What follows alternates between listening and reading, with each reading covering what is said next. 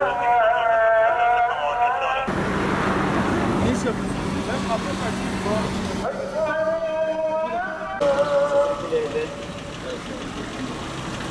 İletişimde sıkıntı yok. Aracı sorguluyor ama şahıs... Camını açar. Camını açılmıyor.